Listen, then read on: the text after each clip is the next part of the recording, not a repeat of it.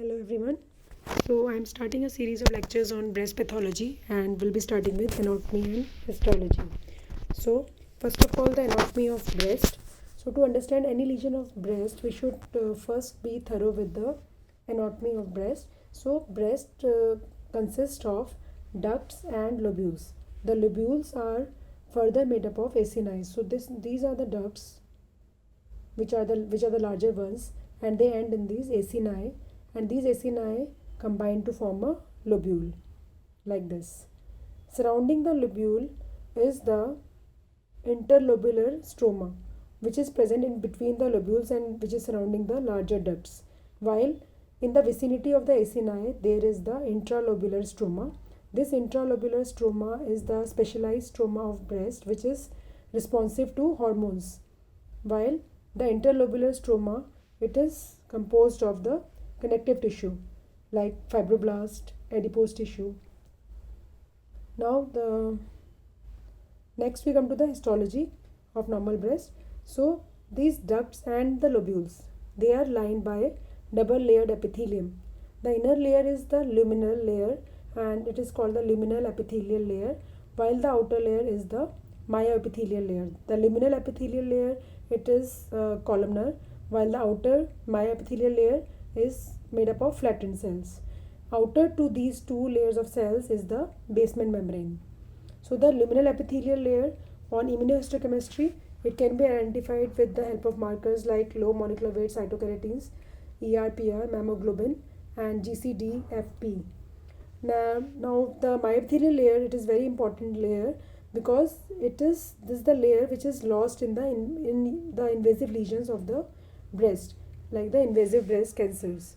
So myoepithelial layer, additionally, it has contractile property, because of which it helps in the ejection of milk. So the immunohistochemical markers for myoepithelial cells are P63, high molecular weight cytokeratins, S100, and smooth muscle actin, and these markers are important to identify a case of invasive breast carcinoma because there they will be completely absent. Now next is the histological appearance of the breast tissue. So the basic unit is the terminal ductal lobular unit known as TDLU. So this is the terminal duct and this is the lobule, and lobule is made up of numerous acini. So these smaller structures which have the smaller lumen, these are the acini, while this structure which is the larger one has a larger lumen, this is a duct, and both these duct and acini, they are lined by the inner epithelial and outer myoepithelial layer.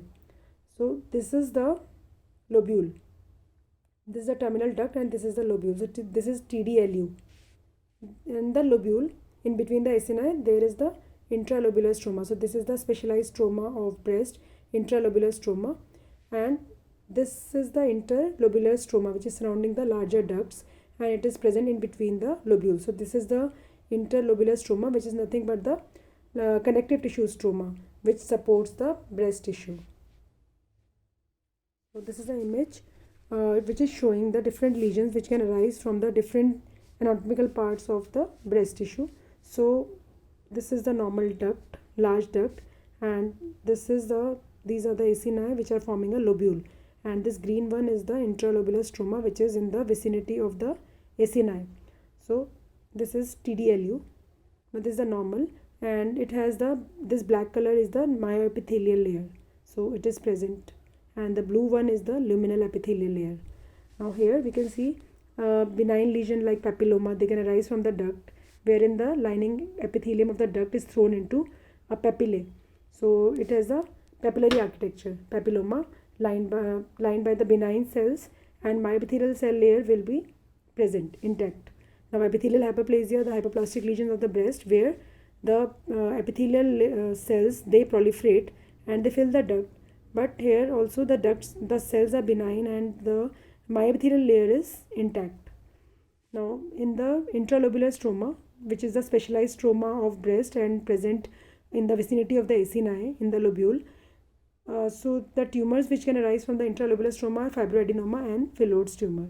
So these are the tumors of the intralobular stroma or the specialized stroma of the breast, while this pink one is the interlobular stroma which is providing support to the breast tissue, and the tumors arising from this interlobular stroma are same as the tumors which are seen elsewhere in the connective tissue of the body, like tumor arising from the blood vessel, benign hemangioma, malignant angiosarcoma, or benign fibroblastic tumor, or malignant fibrosarcoma, or lipoma and liposarcoma. These are the tumors which can arise from the interlobular stroma.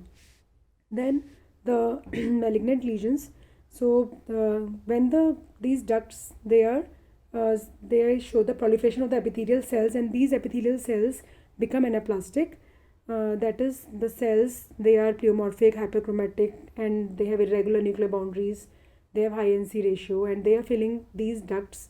But the myepithelial layer is intact, and the basement membrane is also intact.